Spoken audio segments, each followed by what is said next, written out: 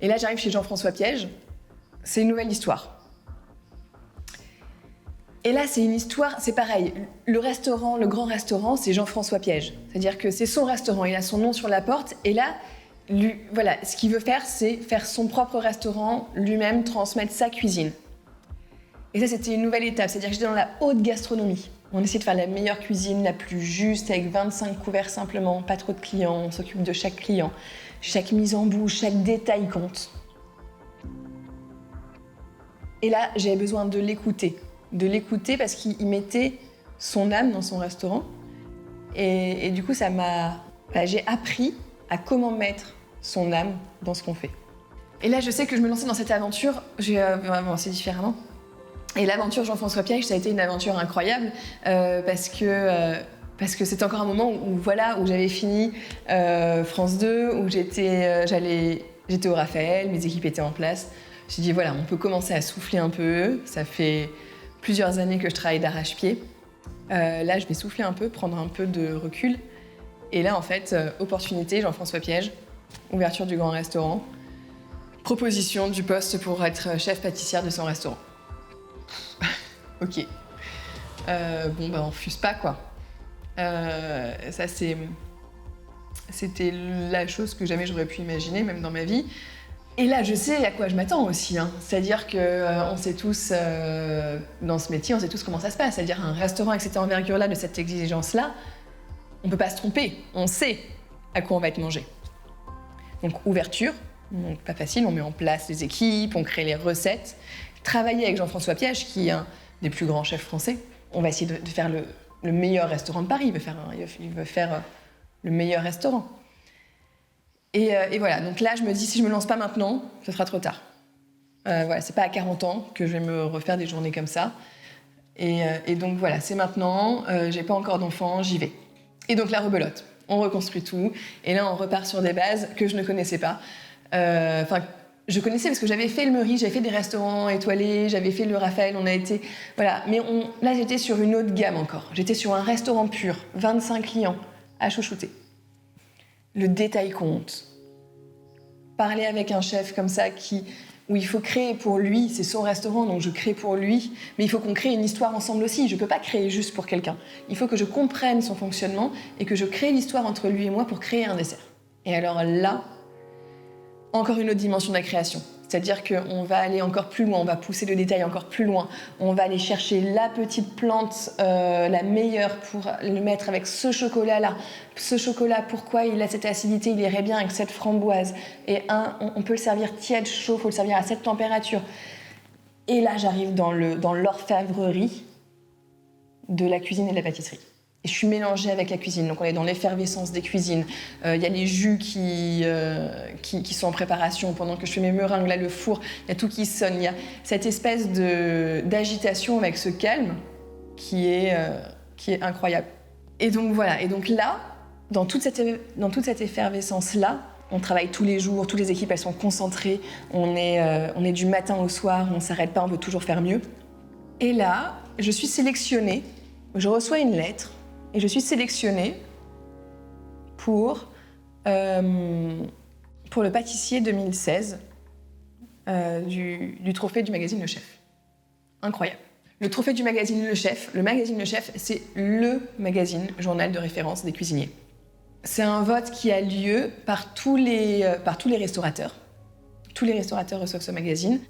Donc déjà, je suis sélectionnée. Incroyable.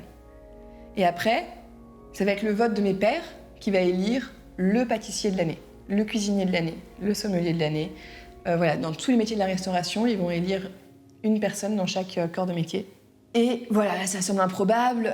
Je vais à la cérémonie en me disant, déjà, je suis très fière d'avoir été sélectionnée, ce sera très bien. Et voilà, jamais je me suis dit, je pourrais être élue. Enfin, ça passe dans un coin de la tête, mais on en est tellement... on y est bon. Je me dis quand même, faut peut-être que je prépare un petit truc à dire, on sait jamais, genre 5 minutes avant, je me dis, allez, quand même, 2-3 petites phrases, je sais pas, réfléchis un peu quand même. Et là, ça se passe au Lido, si je me trompe pas, incroyable. Et là, on monte sur scène, et là, je comprends pas ce qui se passe. C'est mon nom. Voilà, et donc, Et là, c'était incroyable parce que ça veut dire que mes pairs, les personnes qui travaillent, les chefs pâtissiers, les cuisiniers, les sommeliers, enfin voilà, ils ont voté pour moi. Donc ça veut dire que mon travail est vu et reconnu. Et c'est un sentiment très particulier parce que c'est un vote des gens qui reconnaissent le travail que j'effectuais. Ça veut dire que ça a été vu, que ça a été reconnu. Et donc il y a, un peu comme le premier article, j'ai un peu le même sentiment que le premier article, donc c'est fantastique, c'est génial. Sur le coup, je suis sur mon petit nuage, je me dis c'est improbable, je me pince, c'est bon, ça existe bien, c'est réel, etc. Et là, pression. Mais les gens, ils ont voté pour moi, mais alors ça veut dire qu'il faut que je fasse encore mieux, que voilà, là, les médias arrivent de plus en plus, ça afflue. Moi, je sais pas trop quoi dire, je commence à être à l'aise, mais je manque d'expérience quand même avec les médias, donc c'est vrai que voilà. Donc là, je nage un peu entre le bonheur et le stress. Et là, 2017, je comprends que les projecteurs, c'est dur, mais il faut pas reculer. Je rentre dans une autre dimension, dans laquelle je ne m'étais jamais imaginée, je ne m'étais jamais projetée quand j'ai commencé la pâtisserie que je serais pâtissier de l'année 2016 par le magazine Le Chef. Enfin, c'est quand même improbable. Enfin, jamais je m'étais imaginé quelque chose comme ça.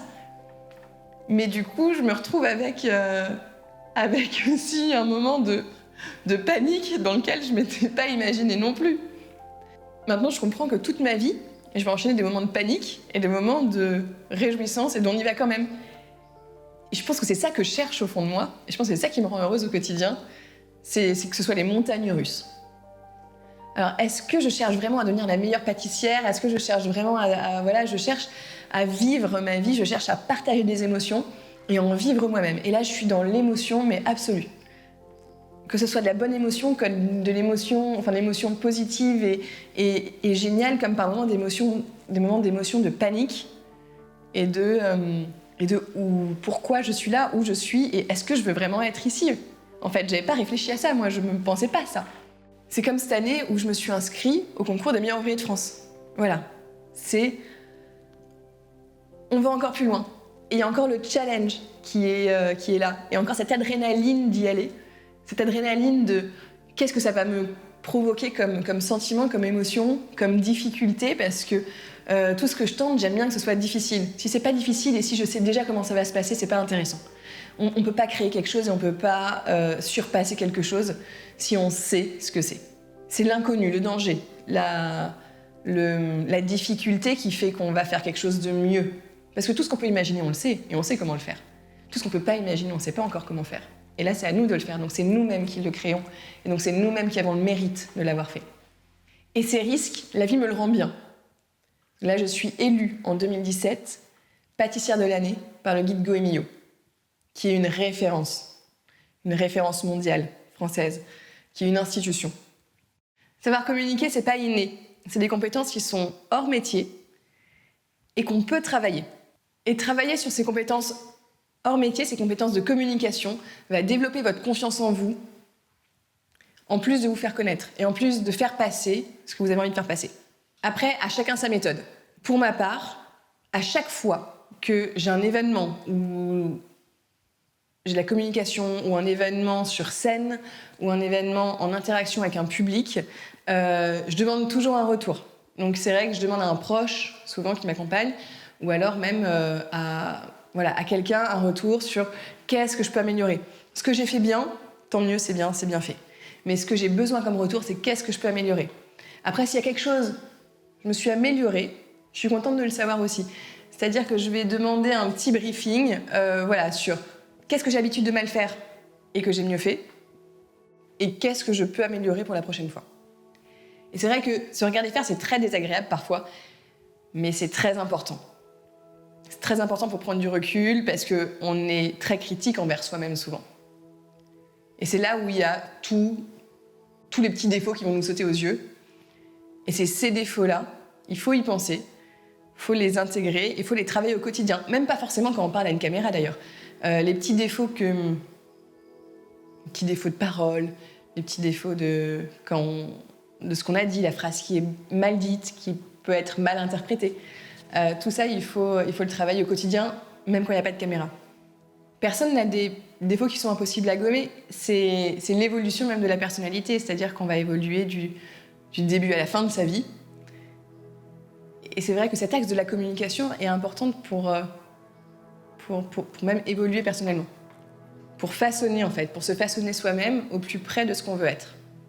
Et au plus près de ce qu'on est, réellement. Parce qu'on est conditionné dans une société où on va faire des choses parce qu'on a dit que c'était bien ou moins bien. Et finalement, plus on grandit, plus on a d'expériences. Chaque expérience un peu difficile, ou chaque fois où on s'est dit « mince, j'aurais pas dû faire ça », bah ça, c'est une victoire. Parce que ça veut dire que ça, on sait qu'on ne veut pas le faire. Et il faut prendre tous les échecs pour des victoires. Dans la création, quand je suis arrivée chez Pouchkine, je passais mes journées à créer. Et là, ça a été très dur parce que je mettais des journées à la poubelle parfois. Quand j'arrivais avec une idée, que j'avais mes recettes dans ma tête, que j'avais imaginé tout mon dessert qui pouvait être fantastique, on le fait et en fait, ça marche pas.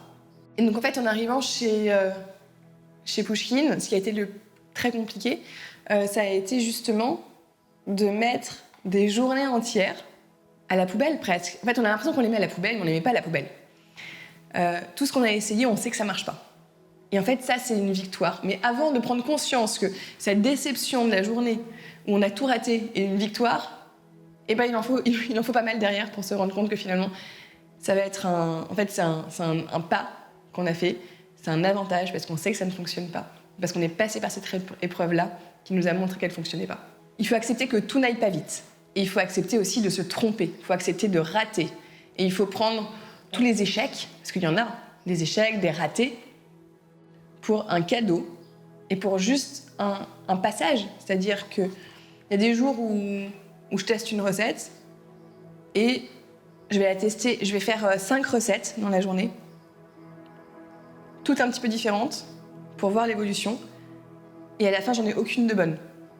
Et là, j'ai l'impression que j'ai raté ma journée, que j'aurais pu faire autre chose, que j'aurais pu... j'ai fait le mauvais choix. Et en fait, non, c'était le bon choix. Je sais que ces 5 recettes ne fonctionnent pas et que je ne les referai pas.